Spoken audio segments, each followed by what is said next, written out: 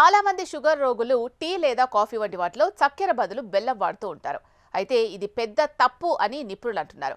అలా ఎందుకు అంటున్నారో ఇప్పుడు చూద్దాం. చక్కెరైనా బెల్లమైనా రెండూ చక్కెరకు మూలాలేనని, రెండింటినీ పరిమిత పరిమాణంలో తీసుకోవాలని పోషకాహార నిపుణులు స్పష్టంగా చెప్తున్నారు. ముఖ్యంగా మధుమేహ రోగులు చక్కెర విషయంలో ఎంత జాగ్రత్తగా ఉంటారో బెల్లం వినియోగం విషయంలో కూడా అంతే జాగ్రత్తగా ఉండాలి. కొందరు నిపుణులు రోజుకు 1-2 టీ స్పూన్లకు మించకుండా బెల్లం తీసుకోవచ్చు అని సూచిస్తారు. బెల్లంలో పోషకాలు ఉన్నప్పటికీ ఇందులో ఎక్కువ భాగం చక్కెర రూపంలోనే ఉంటుంది. కాబట్టి డయాబెటీస్ ఉన్నవారు లేదా బరువు తగ్గించాలి అనుకునేవారు బెల్లాన్ని కూడా మితంగానే తీసుకోవాలి. శుద్ధి చేసిన చక్కెర కంటే మెరుగైనప్పటికీ అధిక మొత్తంలో బెల్లం తీసుకోవడం రక్తంలో చక్కెర స్థాయిలు పెంచుతుంది. కొన్ని రకాల బెల్లంలో రంగు కోసం లేదా గట్టిపడడానికి కొన్ని రసాయనాలు కూడా వాడుతూ ఉంటారు. ముదురు రంగులో ఉండే బెల్లం సాధారణంగా తక్కువ శుద్ధి చేయబడిందని తెలుస్తోంది. దీన్ని బట్టే